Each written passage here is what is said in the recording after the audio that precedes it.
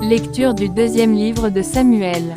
En ces jours-là, le roi David dit à Joab, le chef de l'armée, qui était près de lui, parcourez toutes les tribus d'Israël, de Dan à Bershéba, et faites le recensement du peuple, afin que je connaisse le chiffre de la population.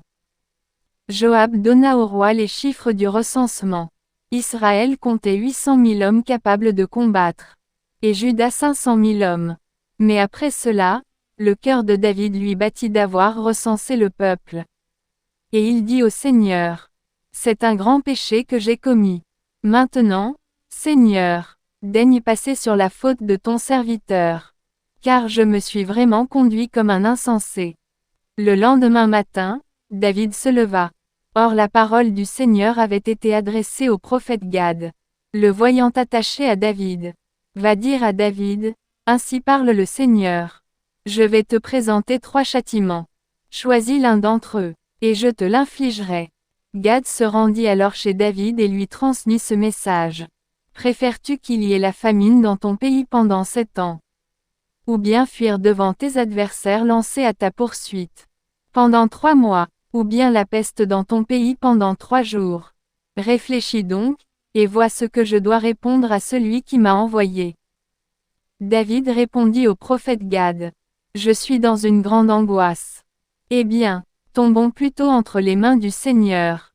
Car sa compassion est grande, mais que je ne tombe pas entre les mains des hommes.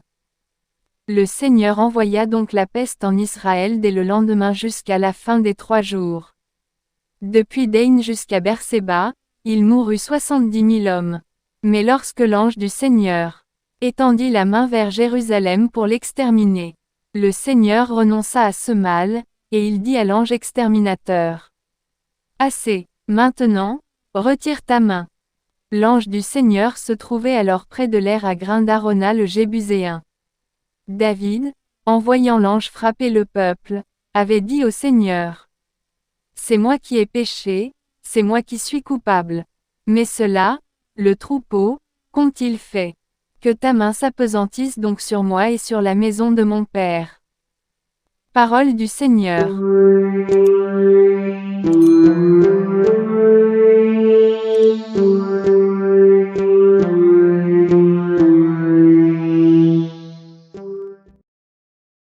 Évangile de Jésus-Christ selon saint Marc.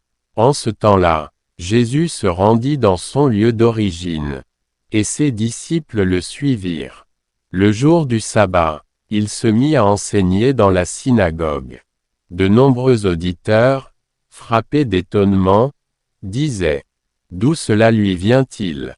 Quelle est cette sagesse qui lui a été donnée? Et ces grands miracles qui se réalisent par ses mains? N'est-il pas le charpentier, le fils de Marie, et le frère de Jacques, de José, de Jude et de Simon? Ses sœurs ne sont-elles pas ici chez nous? » Et ils étaient profondément choqués à son sujet.